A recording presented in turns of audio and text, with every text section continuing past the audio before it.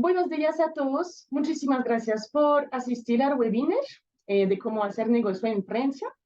Le presento a Nuria Espinal, abogada asociada, Colegio París y Barcelona, de MBA Boca, y Mao de Belizal, también abogada y colegiada París, Bogotá. Muchísimas gracias por asistir al evento. Entonces, para que sepan, vamos a tener allá en el webinar una parte donde pueden preguntar para cualquier cosa a Nuria y a Mau después de la sesión de las explicaciones. Entonces, si quieren, vamos a empezar de una vez. Muchísimas gracias por conectarse y le voy a poner aquí mismo en la parte de cuestiones y preguntas, el link porque es totalmente grabado. Entonces, después del webinar lo pueden encontrar en nuestra página web. Muchísimas gracias y le dejo la palabra a Nuria y a Mar. Sí. Muchas gracias, Elodie. Es un placer esta acogida de la CCI Mascolombi, que nos permite compartir con todos ustedes nuestros conocimientos y experiencias de cómo hacer negocios en Francia. Tanto Mao como yo somos abogadas colegiadas en Francia y también en otros países, de parte Barcelona. Y estamos cada vez más presentes en el mercado latinoamericano y acompañando a clientes franceses aquí en Colombia o en Panamá o en otros países de América Latina. Entonces, el objeto de hoy, vamos a hablar sobre el mercado en Francia. ¿Por qué hacer negocios en Francia? ¿Cuál es su interés en ir a vender a Francia? Francia o a Europa en general, pero empezando, ¿por qué no empezar por Francia?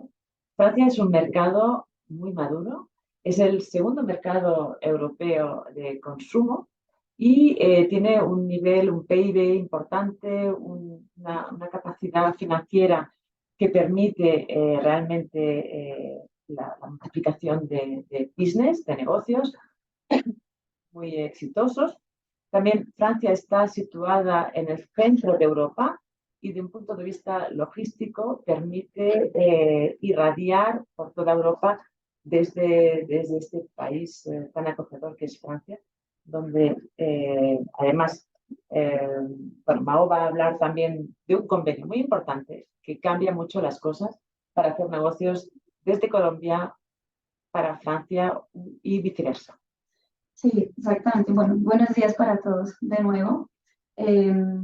Efectivamente, ha habido un cambio este año que es propicio para esos intercambios bilaterales y binacionales entre Francia y Colombia, y eso es la entrada en vigor del convenio bilateral fiscal entre Francia y Colombia para eliminar la doble imposición.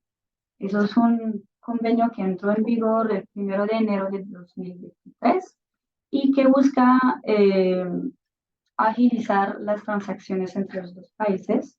Entre otras medidas, se busca eliminar doble imposición y nivelar la imposición sobre los intereses, los dividendos, las royalties que pueden circular entre los dos países. Ese cambio esperemos que sea también un nuevo paso para las relaciones entre Francia y Colombia. Y bueno. Es verdad que, bueno, como dice Mao, este cambio, digamos, fiscal internacional en las relaciones bilaterales Francia-Colombia hace que es mucho más seguro digamos, la interconexión de negocios y pues, el control de las inversiones francesas en Colombia y colombianas en Francia, cual da una seguridad jurídica que es muy apreciable y que facilita los intercambios de negocios. Entonces, hablando de negocios, el primer punto que queremos abordar es la cuestión de vender en Francia.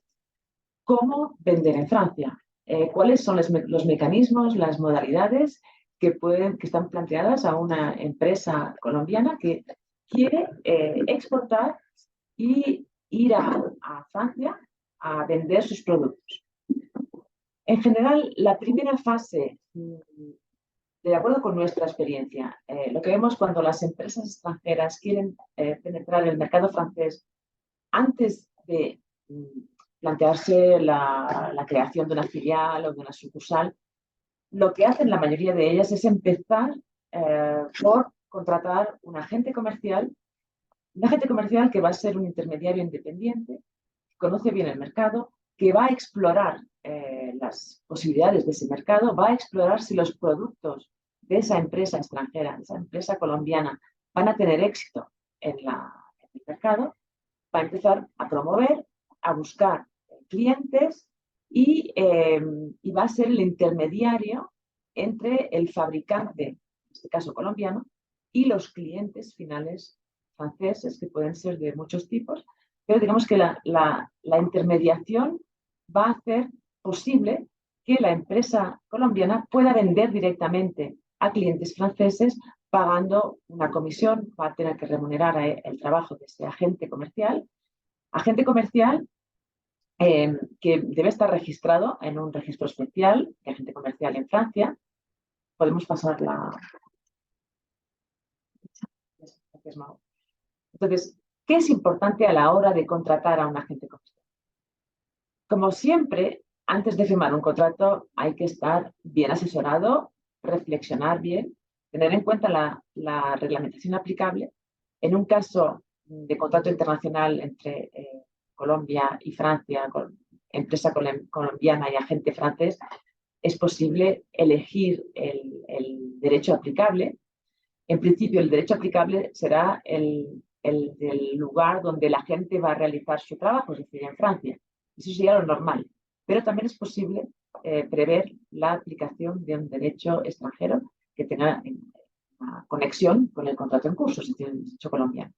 En todo caso, cualquiera que sea el derecho que elijan las partes, hay unas reglas de orden público que deben ser respetadas y que se imponen, no se pueden obviar, es decir, las partes no pueden descartar esas reglas de orden público, como son el tema de el preaviso en caso de terminación del contrato, los plazos de pago y una indemnización por ruptura del contrato cuando el contrato se termina, sea cual sea el motivo de la rescisión o de la terminación del contrato. Habrá que pagar una indemnización a ese agente. En Francia, la ley no dice qué indemnización hay que pagar a la gente. Simplemente la ley dice el mandante deberá indemnizar a la gente por la pérdida de ese contrato. Y lo que han hecho los tribunales, como la ley no dice cuánto hay que pagar, pues son los tribunales los que han decidido a través de jurisprudencias que han sido cada vez más pacíficas y en general los tribunales acuerdan una media de 2 años de comisión como indemnización de terminación del contrato. 2 años de comisiones parece importante, es una cuantía importante. Esta indemnización, digamos, jurisprudencial que dan los tribunales puede ser afinada o reducida o aumentada en función del caso concreto. Es decir, que son los abogados los que van a pleitear y presentar argumentos para rebajar esa indemnización, pues, por ejemplo, porque el contrato ha tenido una duración muy corta, de menos de 1 año, pues entonces parece lógico que la indemnización sea disminuida en consecuencia de las características del contrato, ya sea el tema de la duración o el tema de las posibles faltas graves o incumplimientos de la gente. Es decir, hay un análisis de cómo se ha ejecutado ese contrato, si ha sido ejecutado de buena fe o no, si ha habido una lealtad. La ley impone una obligación de lealtad de las partes a la hora de ejecutar un contrato, porque realmente es un mandato que necesita que las dos partes sean leales la una respecto a la otra y la ley impone esa lealtad. Hay una prohibición de competencia legal, es decir, la gente no puede trabajar para una empresa competidora, a menos de que se le haya exonerado de esa prohibición, es decir, que en el contrato se le puede, digamos, acordar el derecho de trabajar para una empresa competidora, pero si no se dice nada, la ley prohíbe cualquier tipo de competencia por parte del agente o por parte del mandante. Es decir, que hay una lealtad recíproca. Entonces, si pasamos Entonces, una Ay, vez... espera, perdona. No, antes de terminar, simplemente decir que el contrato puede ser escrito o no, es decir, con una simple relación comercial de intermediación remunerada, el hecho de que exista una relación así en la práctica, no hace falta que haya un contrato y el agente puede reivindicar ese rol de agente y puede reclamar sus derechos aunque no haya contrato. Por lo cual, siempre es mejor firmar un contrato que determine las obligaciones de cada una de las partes. ¿Cierto? Adelante, Mar. Bueno, una vez hayan un poco explorado el mercado y una vez hayan hecho un sondeo del mercado y hayan podido conocerlo mejor, la etapa que suele seguir es, bueno, yo quiero consolidar mis ventas, yo quiero consolidar mi distribución en Francia, y entonces se busca usualmente distribuir el producto o el servicio mediante un distribuidor en particular. O varios. O varios. Bueno, o la empresa tiene mucho éxito. Bueno, por ejemplo, si ha sido un éxito esa exploración mediante la agente comercial, bueno, pues hay varias opciones que el derecho francés, aplicando el derecho de la Unión Europea, ofrece. Hay varias formas, varios tipos de contratos o varios tipos de relaciones contractuales que se pueden implementar. La primera es una distribución selectiva. Yo como fabricante o proveedor de un servicio digo, bueno, voy a seleccionar varios distribuidores por un criterio de calidad, un criterio de cantidad, que van a distribuir mis productos. Ellos van a ser los únicos que pueden distribuir mis productos.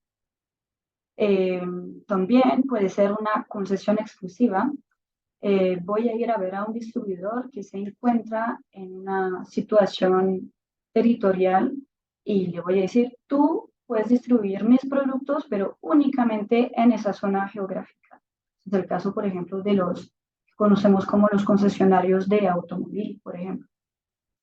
Y también, y yo creo que eso también se conoce muy bien desde Colombia, podemos buscar a una franquicia, a un franquiciado, alguien que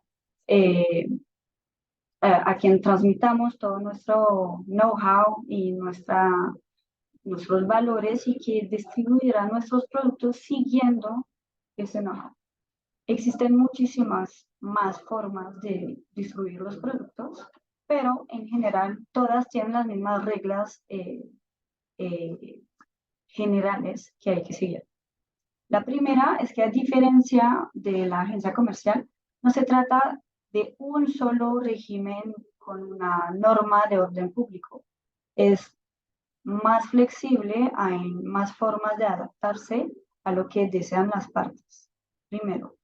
Y en todo caso, y eso es el segundo punto muy importante, a la hora de definir cuál es el contrato y la relación que van a escoger, la buena fe tiene que regir todo, es decir, la negociación y la ejecución del contrato.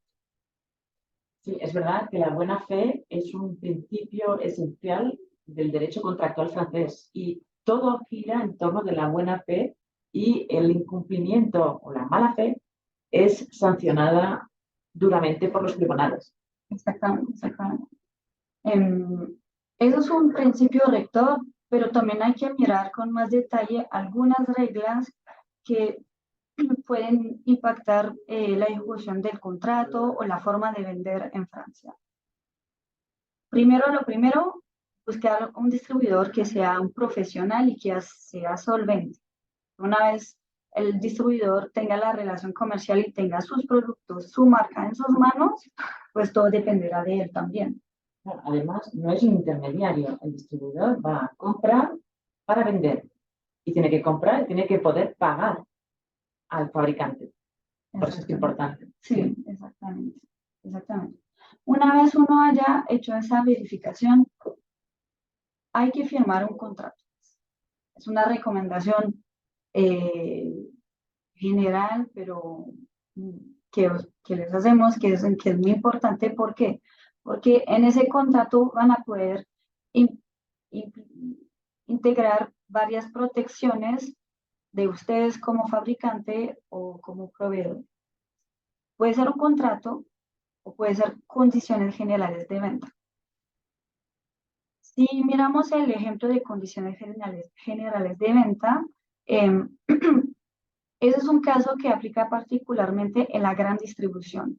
La gran distribución les puede interesar, por ejemplo, a la hora de distribuir un producto alimenticio, café, frutos en supermercados. Los supermercados franceses son muy potentes.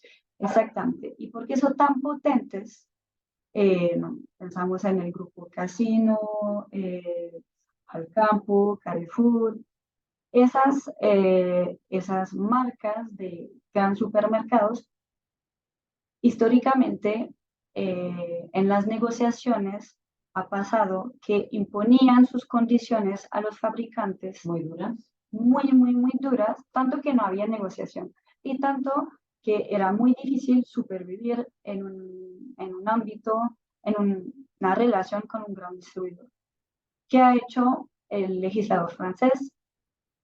Dijo, tienen que negociar mediante condiciones generales de venta todos los ítems que van a ser parte de su contrato. Y la negociación del precio, la negociación de la duración, la negociación de las acciones de promoción, todo eso está previsto por el Código de Comercio. Entonces, como fabricante, como proveedor, uno está bastante protegido o mejor protegido hoy en día que antes. Ese es el ejemplo de la gran distribución. Es verdad que el Estado francés ha hecho un esfuerzo para proteger a los pequeños productores o a los grandes productores en el área agroalimentaria que se veían amenazados por digamos, la fuerza de las grandes enseñas de distribución. Entonces, ahora es mucho más, digamos, equilibrada la relación. Ya no puede haber ese abuso que había antes. Exactamente. Entonces, ese es el ejemplo particular de la gran distribución. Pero de forma general, es importante que en la negociación del contrato se incluyan protecciones como, por ejemplo, definir si es una duración determinada o indeterminada. La recomendación, o bueno, mejor dicho, el instinto siempre es decir, si yo tengo un contrato a duración determinada, yo estoy más protegido. Sí, es más libre. Sí, pero en los hechos no es tanto el caso. ¿Por qué? Porque en una relación a duración determinada, uno está relativamente encerrado en la relación. Mientras en una relación, una duración indeterminada, hay unas facultades que se pueden negociar de cómo y cuándo salir de la relación contractual. Sí, exactamente. Duración determinada. Bueno, uno puede pensar que es mejor, que va a ser más libre porque solo va a durar unos años, pero la cuestión es que la ley obliga a seguir en el contrato durante toda la duración contractual y no se puede rescindir el contrato salvo falta muy grave o culposa, con lo cual es mucho más, está mucho más cerrada la relación y cuando no se puede simplemente resolver mediante un preaviso razonable, como sería el caso de una duración indeterminada. Otra protección también es la facultad de pactar una reserva de dominio. ¿En qué consiste? La reserva de dominio es una facultad para el vendedor de reservarse el dominio, la propiedad de la mercancía hasta el completo pago de esa mercancía, de ese bien, de ese servicio por parte del comprador. Bueno, en ese caso del distribuidor. Eso es una cláusula que tiene incluso consecuencias favorables para el que lo ha pactado si el distribuidor, por ejemplo, se encuentra en un procedimiento concursal, tiene que reorganizarse o incluso tiene que liquidarse. Eso es una protección bien importante. No necesita una publicación en ningún registro, tiene que estar en el contrato. Eso es lo más importante. Eso permite ser conocida antes de recibir las mercancías. Bueno, entonces usualmente se encuentra en el contrato y también en las facturas. O en el bono de entrega. O en el bono de entrega, sí. Efectivamente. En la documentación contable que acompaña el contrato se indica esa reserva de dominio. Es bastante común en Francia y de hecho es muy recomendable. Exacto. O sea que el vendedor, el productor, va a ser propietario de los productos hasta que el precio sea pagado íntegramente. Esto es una muy clara protección que aún ha explicado muy bien. Ahora bien, hay que tener en cuenta una creación, una figura muy francesa que puede a veces ser muy favorable, pero también uno puede sufrir las consecuencias si no lo ha anticipado.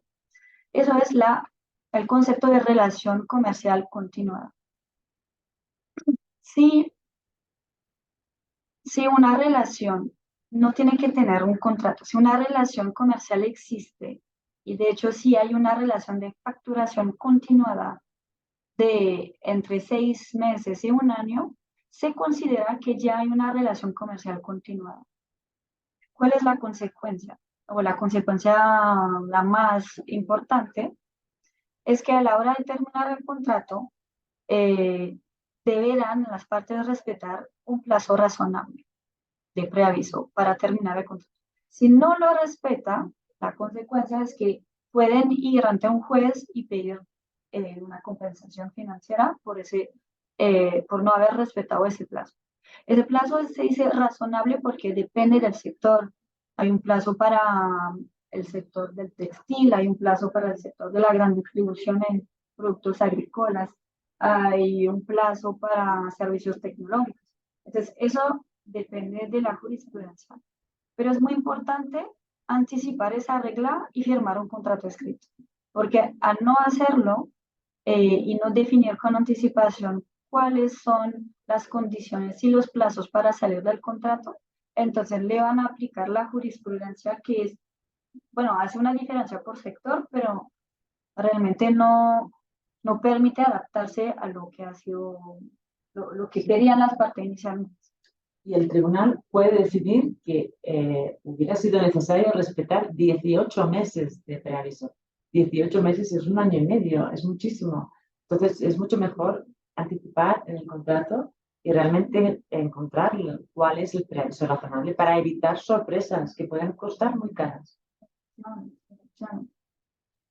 Una última advertencia o una regla prudencia, que siempre hay que tener en mente. Eso vale en Francia, pero vale en todos los países de la Unión Europea.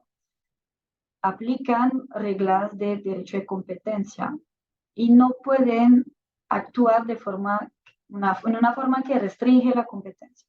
Entonces, existen las reglas al nivel de la Unión Europea, hay unas reglas que aplican con efecto directo en el país, hay otras reglas que se transponen de forma especial en el país y eso hace que cada país tiene sus utilidades. Pero hay una regla que es muy práctica y que es muy tentadora de no respetar porque pues daría una ventaja competitiva en el mercado sustancial y es no se puede imponer precios mínimos de reventa. Uno no puede decirle a su distribuidor, tienes que vender mis productos a este precio o no los puedes vender debajo de este precio. No se puede. Lo que sí se puede es aconsejarle precios. Entonces, ¿cómo se hace? Los pedidos que nos hace el competidor todos los meses o todas las semanas o todos los semestres. Nos hace un pedido y nosotros le enviamos los pedidos y le decimos, bueno, para esos productos, estos son los precios de venta al público que yo recomiendo que aplique. Pero en ningún momento un proveedor, un fabricante puede venir a ver al distribuidor y decirle, estás vendiendo mis productos de forma muy baja. Eso me hace daño a mi reputación. Eso no se puede y es un riesgo que tiene que asumir al final las dos partes, pero es una regla que es así, aplica por ejemplo en España y aplica también en Francia. Exactamente. Vale. Entonces, vamos a abordar ahora rápidamente el tema de tener una franquicia, un franquiciado en Francia. Tener un franquiciado en Francia, yo paseando por aquí por Bogotá, he visto que, bueno, veo que hay muchas franquicias, tanto nacionales como extranjeras, que parecen tener mucho éxito y hay una tradición, creo que se ha implantado en Colombia, bueno, desde mi ignorancia, pienso que es algo que es atractivo para las empresas colombianas y para los consumidores, por supuesto. Y la verdad es que tener un franquiciado en Francia es ya una fase ya casi más de consolidación de presencia, puesto que va a haber un punto de venta con el logo, con la imagen de marca del fabricante, del franquiciador. Entonces, es algo que puede ser muy atractivo para las marcas que son renombradas en temas de, por ejemplo, de moda o de restauración, cualquier tipo de negocio que pueda ser objeto de franquicia. Es muy importante escoger a un franquiciado de confianza. Franquiciado de confianza tiene que ser alguien que realmente tenga referentes, que nos dé garantías de confianza y que no vaya a traicionar a la marca, puesto que el franquiciador va a tener que compartir mucha información con el franquiciado. Hay una obligación legal de información significativa sobre el negocio, las perspectivas, la rentabilidad, los clientes, toda la operativa interna va a ser compartida con el franquiciado. Por eso es muy recomendable tener un contrato muy bien redactado que blinde y garantice y proteja al propietario de la marca y al propietario del know-how que va a compartir con un franquiciado francés que desarrolle esa actividad. Hemos tenido, bueno, desgraciadamente nosotros los abogados tenemos muchas experiencias negativas, porque como aconsejamos y al mismo tiempo defendemos judicialmente a nuestros clientes, pues probablemente somos siempre un poco mal pensados, pensando, a ver, la contraparte se presenta como muy bien, pero casi a veces es mejor verificar, porque luego cuando las cosas van mal y hay que pleitear contra su franquiciado, bueno, esto en general es para todos los tipos de contrato, pero probablemente los abogados siempre tenemos un poco, no es que seamos paranoiacos, pero tenemos la experiencia de los problemas y podemos aconsejar bien para limitar o evitar esos problemas ulteriores. En todo caso, la información que se va a compartir con un franquiciado es muy importante. Si no se respeta esa obligación de compartir e informar todos los aspectos del negocio, puede conllevar la nulidad del contrato, con lo cual, bueno, que debemos compartir todo, pues hagámoslo de manera correcta y que no pueda salirnos mal la apuesta con ese franquiciado.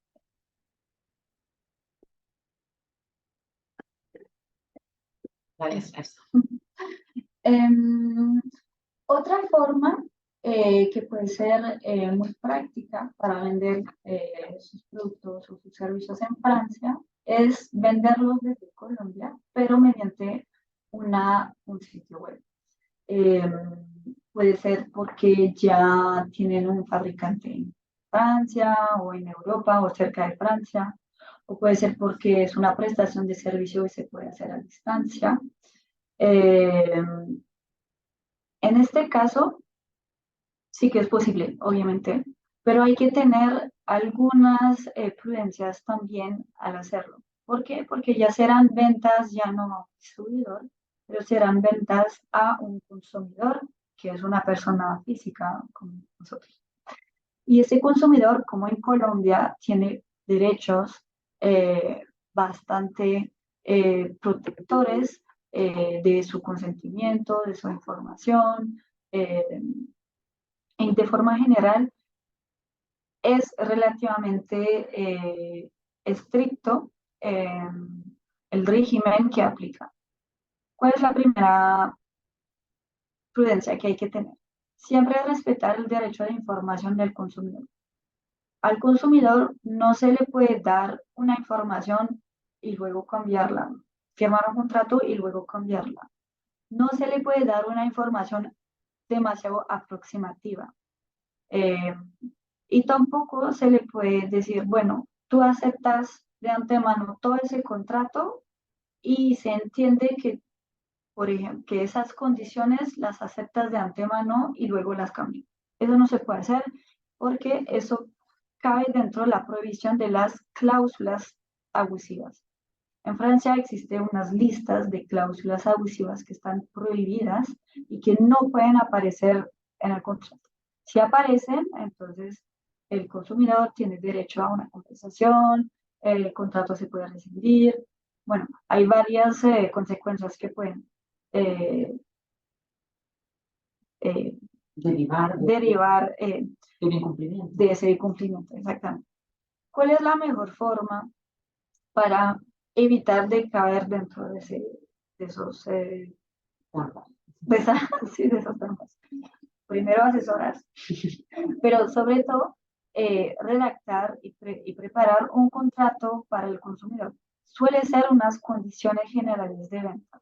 Puede ser de venta de productos o venta de servicios. Y esas condiciones generales de venta tienen algunas menciones obligatorias que deben aparecer. El precio, como las características del producto, los plazos de entrega, las garantías. eh, esos son algunos ejemplos, pero son bastantes. En todo caso, esas condiciones generales tendrán que estar redactadas en francés, como el sitio web también, que está dirigido al consumidor. No, a nosotros nos ha pasado varias veces que tenemos clientes vecinos, bueno, nosotros tenemos clientes que son vecinos y que venden desde sus países productos a Francia, pero desde un sitio web que está un poco traducido al francés, pero que las condiciones generales de venta que están abajo están en castellano o en inglés, pero no están en francés. Entonces, por ese mero hecho, ya están violando los derechos del consumidor. Entonces, eso es una advertencia que hay que tener muy presente. Exactamente. Y bueno, vamos a recordar aquí al ministro Toubon, que fue el que impulsó la ley Toubon. Toubon es una ley, digamos, que es en protección de la aplicación y respeto del idioma del francés, que es una lengua no solo romántica y diplomática, sino que es necesaria utilizar cuando uno quiere vender en Francia a consumidores franceses. Es muy tentador poder vender a distancia online, parece que es muy fácil, puede ser muy fácil, pero hay que digamos, estructurar bien y jurídicamente respetar las condiciones legales que pone la ley francesa. Y os deseamos mucho éxito si queréis. Se puede, y hay muchas empresas extranjeras que venden con muchísimo éxito en Francia. Sí. Una paréntesis, veo que hay algunas preguntas en el chat. Si les parece, las tenemos en cuenta y las contestamos al final de la presentación. Entonces, bueno. Sí, perdón, pero así concentraremos todo y... Sí, podemos tener una discusión más abierta así.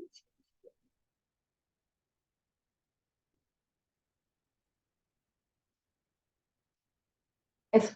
Entonces, solo para introducir, ahora que hemos visto cómo explorar el mercado o vincularse con uno o varios distribuidores, les queremos presentar cómo instalarse en Francia. Exacto.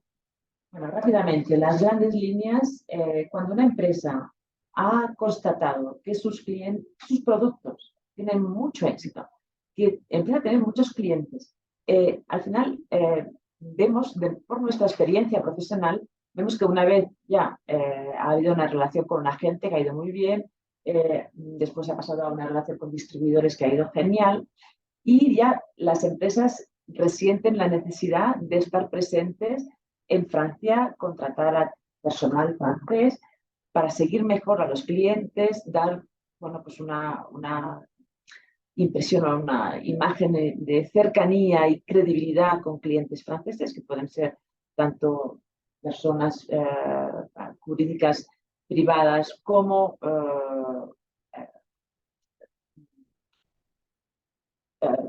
entes públicos, ¿no? Del Estado o del local, el ayuntamiento, la comunidad local. Hay muchas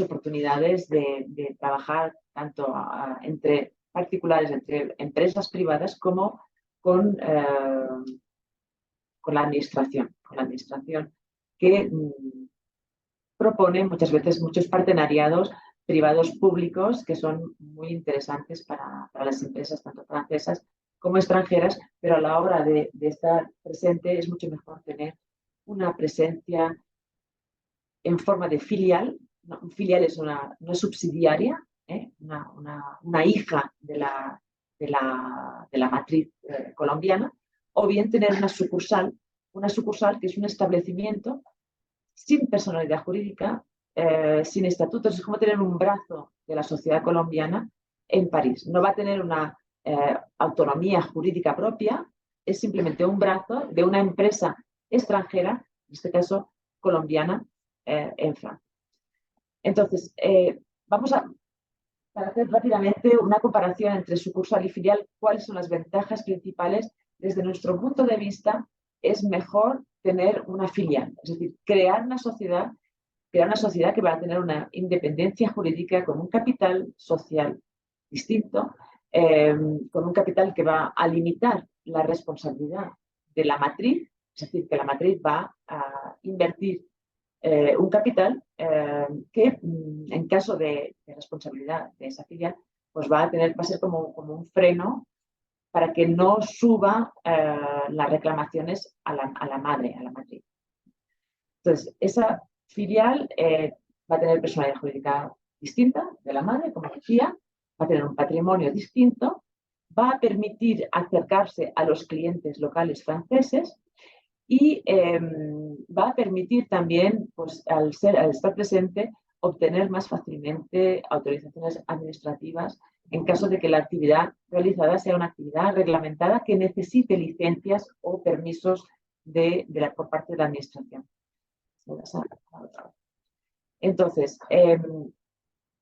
hay varias formas societarias. Hay varias, está la SARL, está la SA, está la SC, hay varias formas societarias, pero la forma más comúnmente utilizada para una sociedad comercial o industrial en Francia es la SAS.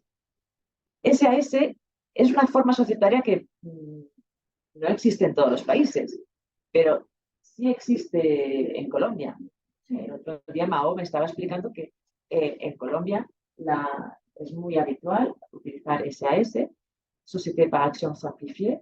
Es una fórmula societaria que permite una gran flexibilidad a la hora de organizarse, a la hora de, estructurar el órgano de administración o los órganos de administración. Es el instrumento que más se utiliza por parte de los grandes grupos comerciales o industriales, puesto que permite ser participada por un socio único. Entonces pasa a ser unipersonal, eso será una SASU, Société par Action Simplifiée Unipersonnelle, un solo socio, o puede tener varios socios. Es un poco hay libertad. Hay libertad y digamos que las empresas pueden organizarse para elegir la mejor forma. La única imposición que hace la ley francesa a la hora de constituir una SAS es nombrar a un presidente que va a tener todos los poderes. Ese presidente puede ser una persona física, el señor, no sé, Pedro Gómez, por ejemplo, o puede ser una sociedad del grupo que está invirtiendo en esa empresa francesa. Entonces, ese presidente va a tener todos los poderes, no se le pueden limitar los poderes. Es un presidente ejecutivo, digamos, lo decido todo, pero puede ser acompañado de un director o varios directores generales o tener un consejo de administración también o de supervisión que supervise lo que hace el presidente, pero en todo caso el presidente no va a poder, no le podemos limitar sus poderes, tiene que ser alguien de confianza. Muchas veces en nuestra práctica vemos que en los grupos de empresas que deciden instalarse en Francia, lo que hacen es nombrar como presidente a una sociedad del grupo que a lo mejor tiene un órgano de administración que va a ser en derecho colombiano o en derecho español o en derecho lo que sea, es decir, que pueden, al final, nombrando a una empresa no francesa a la cabeza de la SAS, van a poder beneficiar del tipo de administración al que están acostumbrados. Hay muchos grupos que no quieren tener todos los poderes en una sola persona, quieren que haya un órgano colegiado o que haya varias firmas necesarias para tomar tal o cual decisión.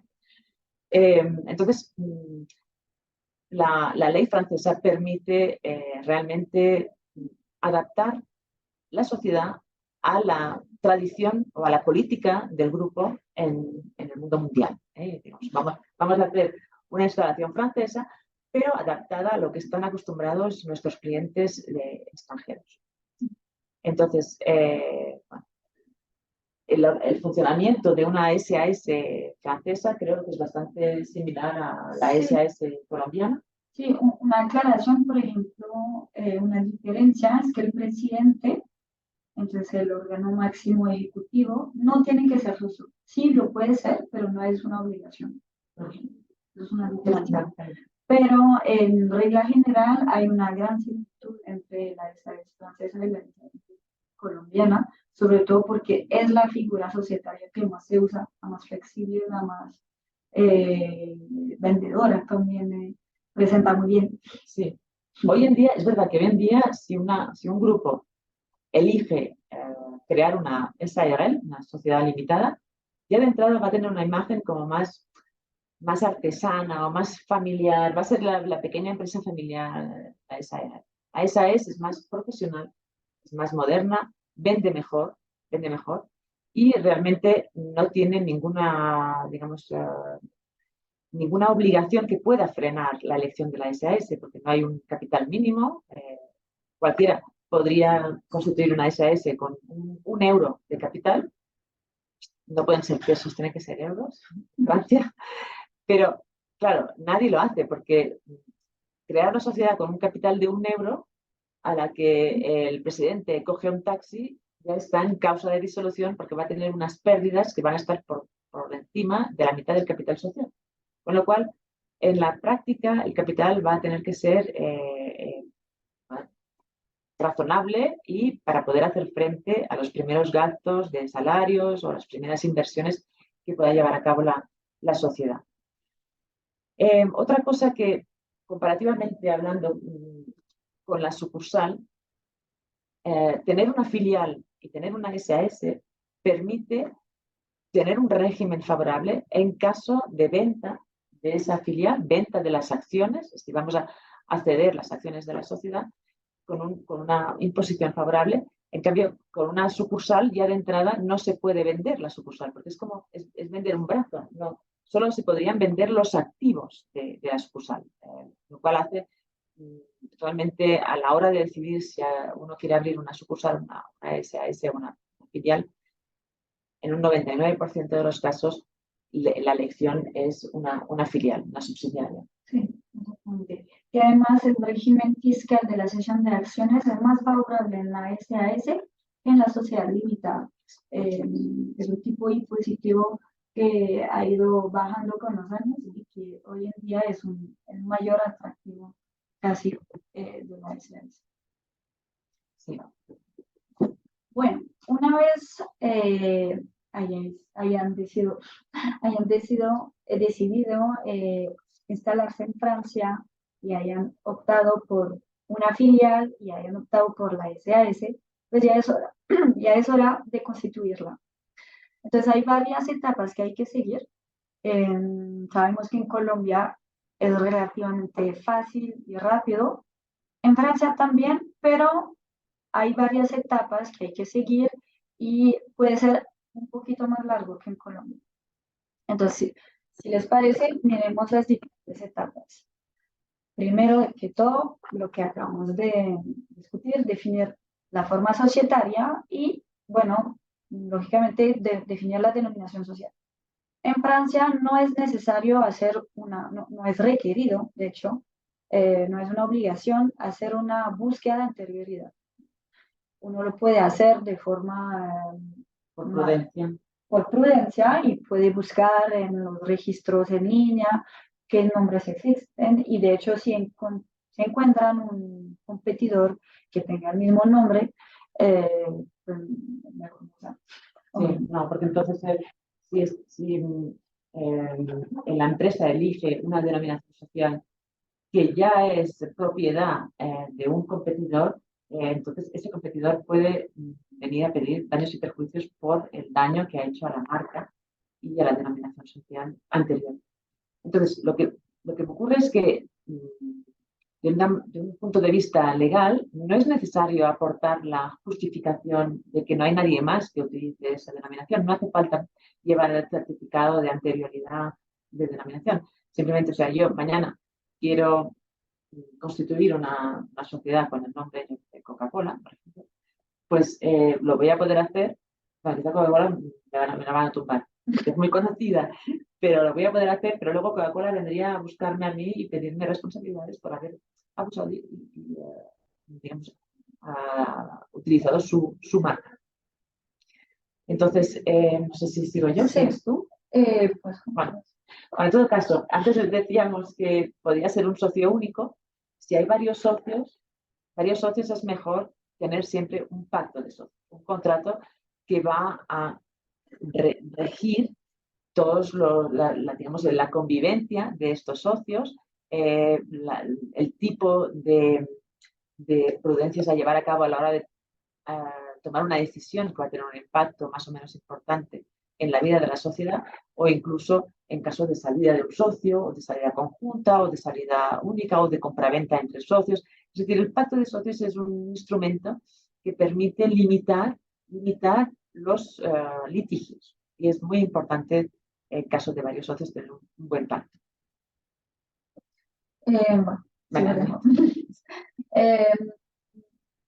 la etapa siguiente, entonces, elegir sus órganos sociales. Ya lo hemos hablado en la etapa anterior. El presidente es la figura obligatoria y luego los otros órganos son opcionales y depende de pues, la práctica en el grupo, de las necesidades en el momento de ejecutar la actividad en Francia, si necesitan un órgano que codecida con el presidente o quieren que haya otra persona que pueda hacer todos los actos de actividad operativas. Bueno, eso es una libertad que tienen a la hora de constituir la sociedad y de definir cuáles son las condiciones en los estatutos. Es importante también ser acompañado de un buen experto contable. ¿Por qué el experto contable?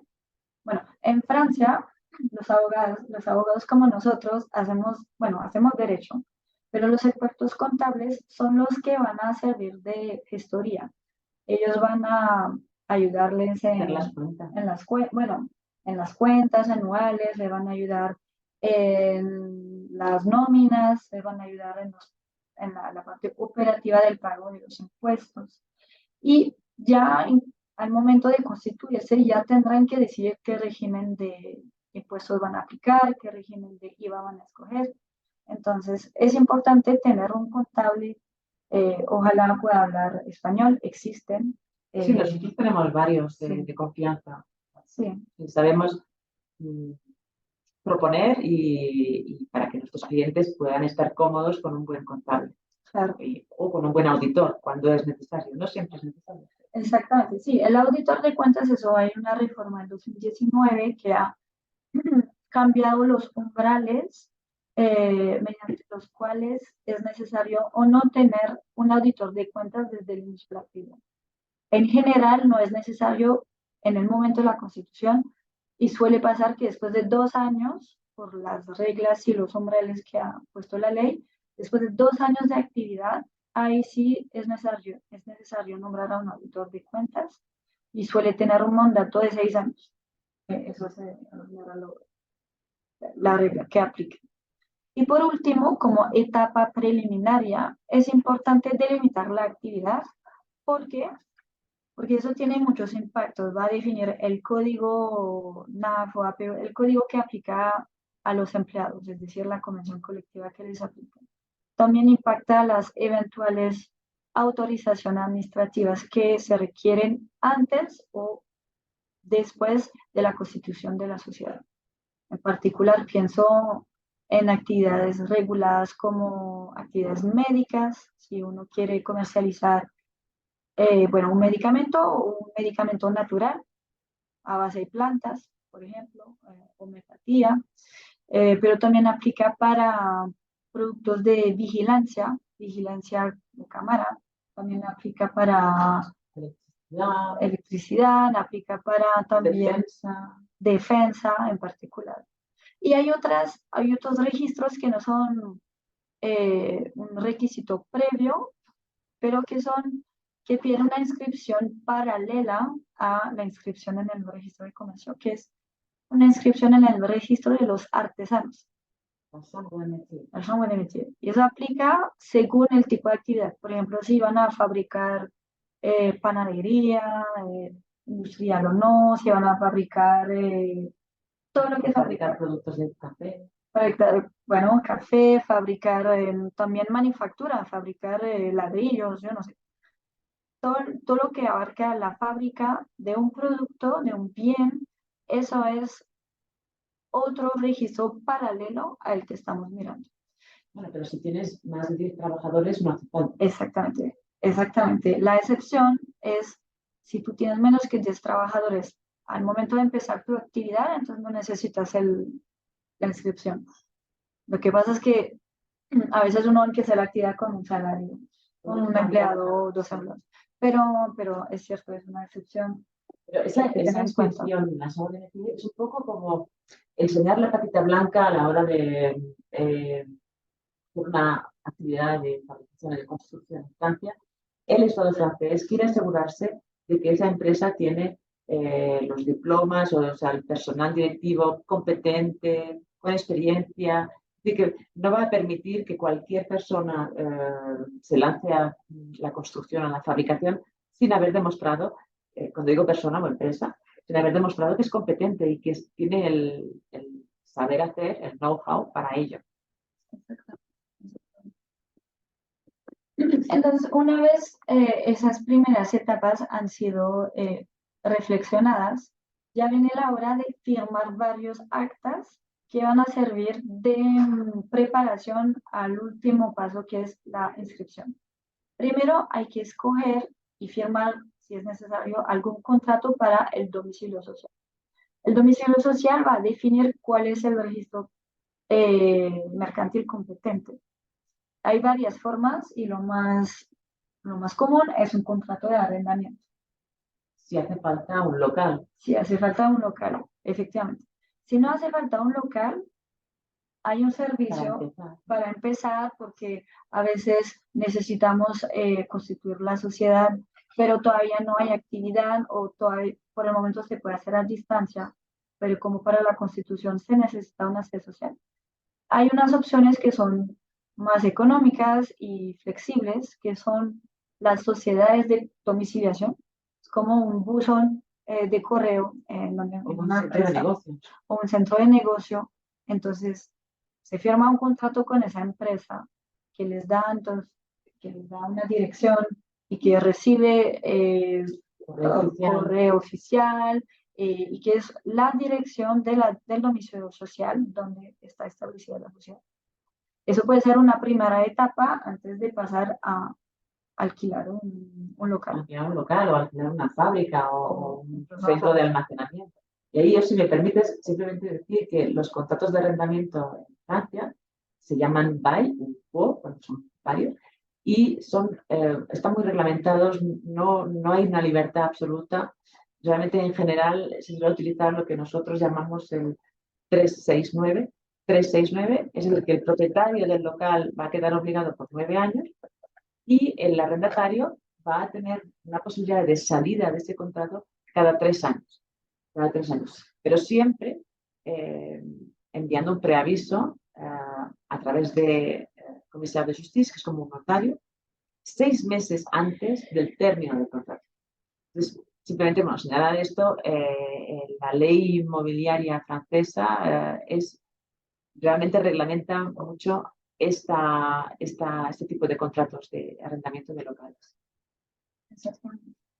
Una vez tienen toda esa información, denominación, actividad, socios o socio-presidentes, domicilio social, ya pueden redactar los estatutos. Eso lo hacemos nosotros. Bueno, se pueden redactar los estatutos. En paralelo, hay que preparar los documentos para identificar y al socio o a los socios y a los administradores que serán o persona natural o que sean persona natural o que sean persona jurídica. Cuando se trata de un socio o de un administrador extranjero,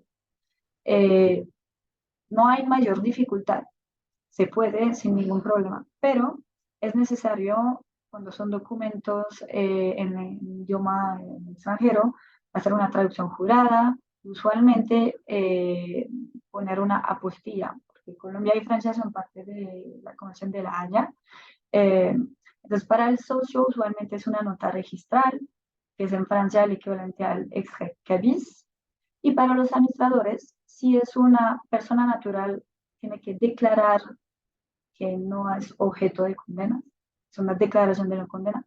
Y cuando son persona jurídica, son los estatutos usualmente que corresponden a, bueno, la identificación de la persona.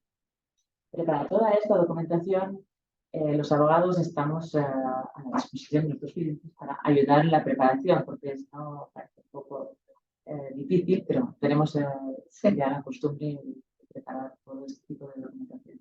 Sí, es importante hacerlo bien porque es donde el registro mercantil puede decir, me falta una información, me falta. A comparación de Colombia, no hay que registrar la inversión extranjera como nada más como siendo socio. Eso no es un requisito, pero sí que es necesario aportar esa documentación. Con todos esos documentos que en este momento son borradores, pueden ahora dirigirse a un banco donde van a poder abrir una cuenta especial donde se depositará el capital social con el que van a empezar la actividad. Ese es el paso tal vez más que varía más según los países, pero en Francia es el paso que a veces toman más tiempo. ¿Por qué? Porque los bancos suelen pedir mucha información para el Know Your Client procedimiento. Entonces van a pedir formularios, DNIs, estatutos y, bueno, cuentas a veces. Bueno, eso puede variar según el banco y una recomendación es buscar un banco con el que desde en Colombia tengan un convenio o una recomendación de alguien que le haya ido bien con ese banco, pero en todo caso tener un contacto privilegiado con ese banco. Sí, porque en general los bancos franceses, y yo creo que en todo el mundo, tienen una obligación de prevención del blanqueo de capitales y tienen realmente una responsabilidad importante si dejan pasar capitales que no estén limpios de toda sospecha. Con lo cual, realmente hace falta intentar buscar un banco de confianza con quien la empresa ya tenga una experiencia profesional consolidada, o a través de contactos, nosotros como abogados especializados en las inversiones extranjeras, pues, conocemos varios bancos que podemos presentar a las empresas para ver si pueden trabajar bien con ellos. Y ahora lo último, obviamente, es firmar los estatutos y depositar toda esa documentación que hemos preparado ante el registro mercantil competente, y en su caso la Cámara de Artesanías. Y en esa ocasión hay que declarar los impuestos, del régimen de impuestos y del IVA que se ha escogido, acompañado por el experto contable. Hay que declarar quién es el beneficiario efectivo de la empresa, el ultimate beneficiary owner. En Francia, solo para que puedan comparar con Colombia, en Francia se trata de un umbral del 25% de votos o de acciones o participaciones. Y como última etapa hay que proceder a anuncios legales, usualmente esos son periódicos o boletín oficiales, y finalmente obtener la inscripción ante el registro mercantil. Con eso, el registro mercantil va a inscribir la sociedad y va a emitir un número de identificación de la sociedad, que será el SIREN, que son 9 dígitos, y un número de IVA intracomunitario. En promedio, se trata de un plazo tratamiento por parte del registro mercantil de 4 semanas. Puede haber más, puede haber menos, depende de la temporada, depende de si hay COVID, depende de si hay reformas. No sé, vacaciones estivales o vacaciones de Navidad. O sea, según el periodo, porque es una cooperación entre el registro mercantil y la administración fiscal, que van a cooperar para acordar el número de identificación fiscal de la empresa. Entonces, esa cooperación pues, puede tardar más o menos, desde nuestra experiencia, suele tardar unas 4 semanas, desde que se han presentado todos los documentos. Pero podemos tener suerte y tenerlo antes. Sí, también pasa bastante. Bueno.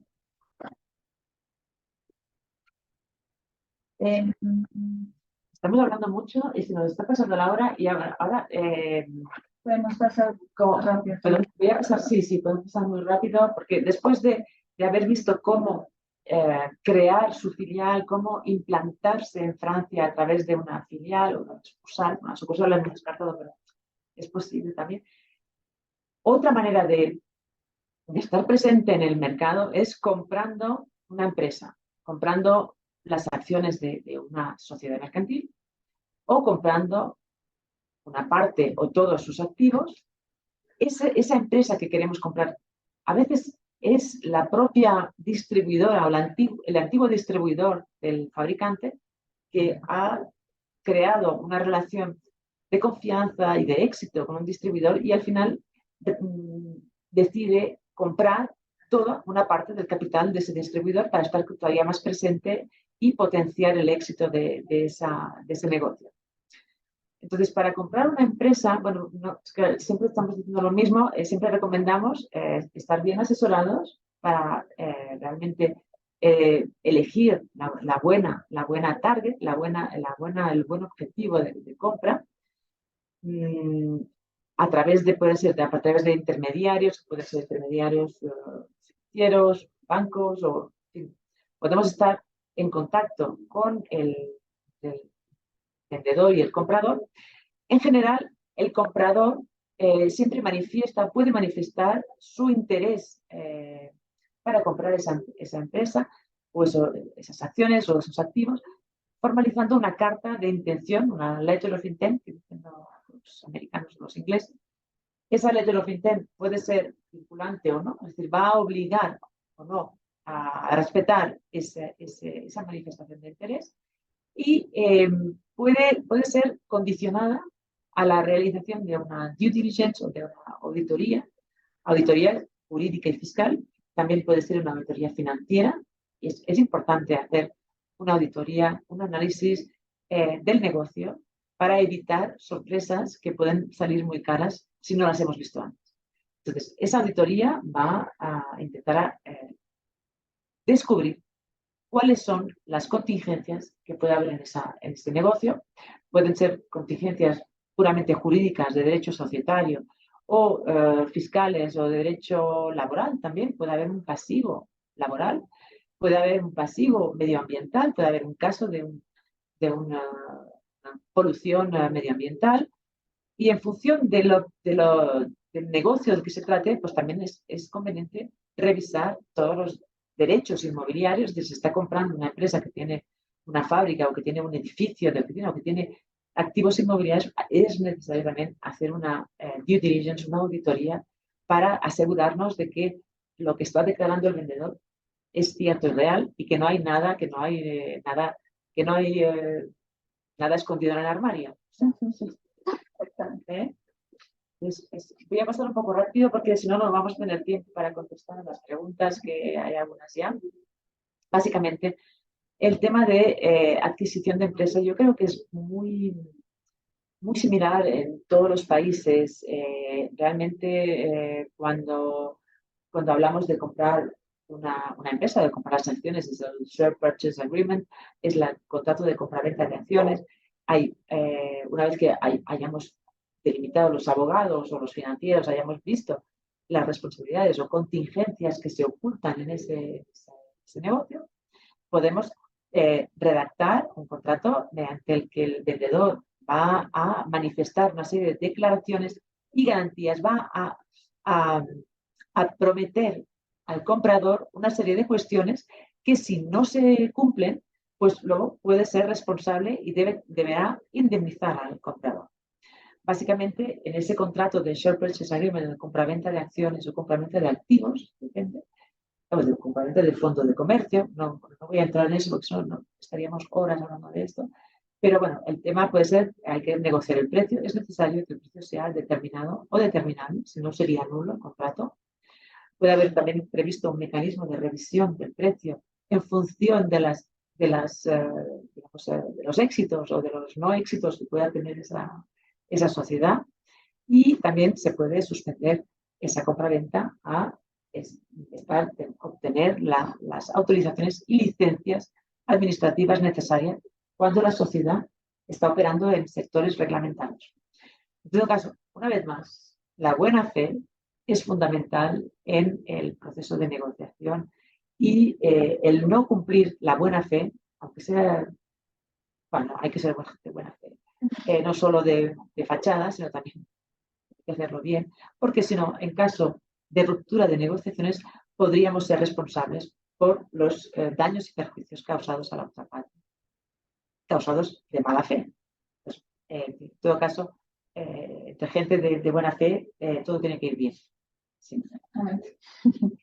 Bueno, si quieren, podemos mirar las preguntas que nos han dejado en el chat. Entonces, yo lo leo. Entonces, yo voy a leer las preguntas. Entonces, Gabriela nos pregunta, si el interés del cliente es adquirir un bien inmueble en París, ¿es mejor hacerlo como persona natural o constituir un vehículo societario, dado que en Francia no tiene el sistema de Golden Visa? Sí, es verdad que en Francia, contrariamente a otros países como España, España lo han introducido, pero había el Golden Visa. Pero en Francia existe un instrumento que es muy utilizado tanto por los franceses como por los extranjeros, o sea, los no franceses, que se llama la Société Civile Immobilière.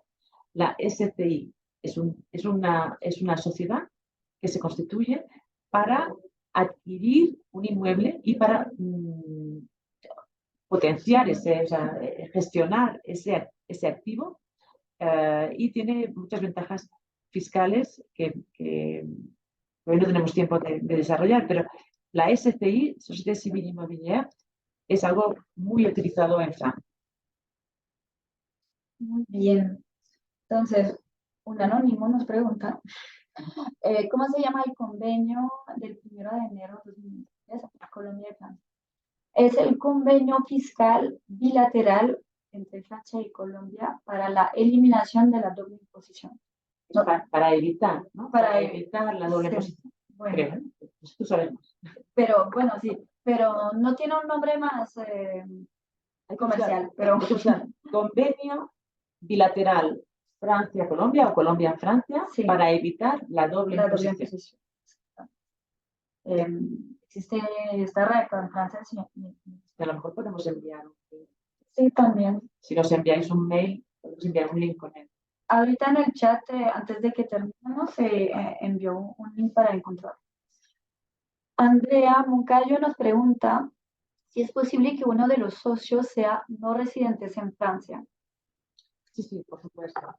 Los socios no tienen por qué ser residentes en Francia. Incluso el administrador no tiene por qué ser residente en Francia. O sea, el presidente, no.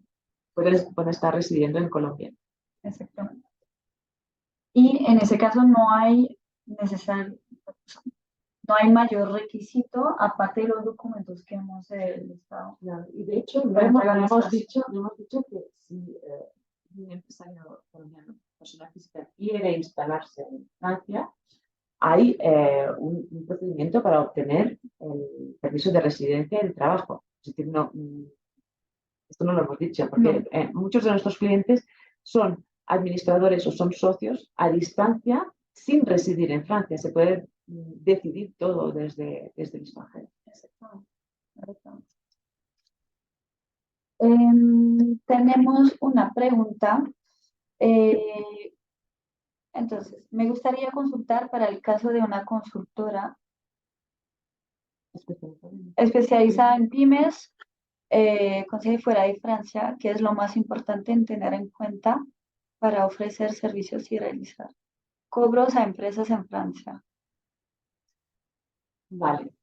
Bueno, para cualquier tipo de prestación de servicios, porque esto es una consultora que va a prestar unos servicios a pymes sobre muchas cuestiones que pueden ser cuestiones en Francia o fuera de Francia. Es decir, si uno quiere vender sus servicios a empresas que, por ejemplo, quieren desarrollar una actividad fuera de Francia, en Colombia o en otra región fuera de Francia, es simplemente, todo esto es libre. Simplemente es necesario tener un buen contrato de prestación de servicios que va a delimitar el tipo de facturación, o sea, cómo se va a facturar esa prestación de servicios, si es por horas trabajadas o si es por los umbrales que no sé, que se pueden hacer en función del número de consultas, y simplemente tener un buen contrato de prestación de servicios que puede ser sujeto a ley francesa o sujeto a ley colombiana. Si uno está trabajando con empresas, clientes franceses, lo más habitual es que esos clientes elijan el derecho francés porque se van a sentir más cómodos y más protegidos con un derecho que conocen, no conocen el derecho colombiano. Entonces, en general, en esa negociación va a haber una cuestión de fuerza entre las partes. Si el cliente dice, mire, yo estoy muy contento de contratarles, pero quiero que se aplique el derecho francés. Eso es perfectamente posible. No tiene más allá que pedirle a un abogado que redacte el contrato de prestación de servicios. Siempre estamos en lo mismo, pero bueno, es que tenemos que vender lo nuestro. Bueno, y una última pregunta. ¿Puedo crear una cuenta bancaria para mi sociedad recién constituida en línea? ¿Y puedo hacerlo a través de un apoderado en Francia? No. Bueno, yo digo que no, porque a lo mejor esto va a evolucionar, pero hoy en día todo lo que es apertura de una cuenta bancaria tiene tantos requisitos y tantas exigencias, incluso de presencia física, de firma presente ante el apoderado del banco. En nuestra experiencia, todavía no hemos visto que haya sido posible para uno, porque hemos tenido clientes que lo han intentado. Hoy en día no lo han conseguido. A lo mejor esto va a cambiar, pero de momento los bancos son no sé, están están como, bueno, muy prudentes, bueno, archiprudentes, no quieren tomar el más mínimo riesgo y a la que hay una consideración extranjera de un país que les parece sospechoso por no sé qué problemas que haya podido haber en la historia, en general, o sea, es necesario estar presente, firmar ante el apoderado del banco en persona y es difícil hacerlo diferente. Pero siempre se puede, depende también la relación que uno tenga con el banco. A veces hay discusiones que pueden tener, bueno, podemos, o sea, se puede intentar abrir una conversación de firmar con video o conocerse. La verdad es que es muy difícil, pero sentimos que eso va evolucionando. Sí, va evolucionando porque al final la realidad social hace que las nuevas tecnologías permiten hacer cosas hoy en día que no eran posibles hace pocos años. Pero lo que no he entendido muy bien es lo de sociedad recién constituida en línea. No entiendo bien lo que es esta constitución en línea. Hoy en día se habla de... que es crear la cuenta bancaria en Bueno, porque sí, porque la constituir una sociedad, es verdad que muchas cosas se pueden hacer de forma dematerializada, es decir, uno no tiene que ir a depositar el expediente al registro mercantil físicamente, ahora sí se puede hacer de forma digital. Pero esa la parte de la cuenta bancaria es a lo mejor la más tradicional de las etapas que hay en el proceso de constitución de redes sociales. al final, en nuestra experiencia, cuando ha sido necesario abrir una cuenta bancaria para una empresa de nueva constitución, hemos tenido que enviar los estatutos, el proyecto de estatutos, y hemos tenido que dar como bueno, pues una garantía de que la sociedad existe, de que los estatutos son correctos, de que las personas a cargo son honestas. Bueno, hay que realmente hacerlo. Y una cosa es crear la cuenta bancaria y después otra cosa es obtener la firma para poder operar esa cuenta. Una cosa es crear la cuenta bancaria se puede crear una vez entregados el proyecto de estatutos, pero luego para operar esa cuenta y registrar a las personas que van a tener poderes para operar esa cuenta, es ahí donde hay que estar presente físicamente en el banco. No sé si nos hemos explicado bien. Vale, otra más. Yo creo que si nos puede compartir por favor sus datos, claro que sí, eso es la última página de esta presentación. Qué buena pregunta. Bueno, pues si no hay más preguntas, creo que terminamos justo en tiempo. Dejo a Elodie volver a entrar. Sí, Elodie, muchas gracias. Muchísimas gracias a todos. Pero está todo el rato con nosotros. Muchísimas gracias por participar al webinar de cómo hacer negocio de influencia. Entonces, como lo pueden ver, ya les voy a compartir el link para que puedan mirar otra vez. Y si tienen otras preguntas, dentro del chat van a tener los contactos de Nuria y de Mao. Entonces, Mao ya está en Bogotá, en Colombia. Nuria está fuera del país, pero siempre está conectada. Entonces, en este momento está aquí. Exacto. Bueno, si tienen otras preguntas, no se preocupen, porque ellos lo pueden compartir con mucho gusto y a contestar a sus dudas, preguntas. Entonces, le voy a compartir de una vez el link para que puedan mirar en unas horas el Zoom directamente. Exacto. Exacto. Entonces, y si tienen otras preguntas, entonces le pueden directamente compartir con Mau y Nuria. Y de pronto podemos compartir otra vez nuestros Claro que sí. Sí, porque Mao, veréis que se escribe Mahao, pero se dice en francés se dice Mao. Que a veces no hablan castellano, leen el nombre de Mao, puede leer Mahao. Parece un poco como Pocahontas, a veces a mí pero no es Pocahontas, es Mao.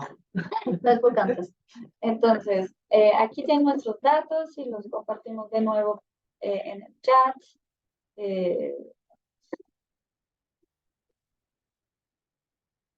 Sí, y estaremos encantadas de contestar a otras preguntas que a lo mejor hoy no hemos tenido el tiempo para contestar, porque ha pasado tan rápido. De hecho, ha pasado súper rápido. O sea, pero, la verdad es que siempre es un placer y cuando uno está contento y a gusto y bien acogido como por Elodie, no queremos irnos, queremos ganas de quedarnos aquí. Exactamente, pues muchas gracias a todos y esperemos que haya sido interesante para ustedes y estamos a su disposición. Entonces, la Cámara de Comercio le agradezca mucho y que tengan un feliz día a todos. Hasta luego. Hasta luego, feliz día.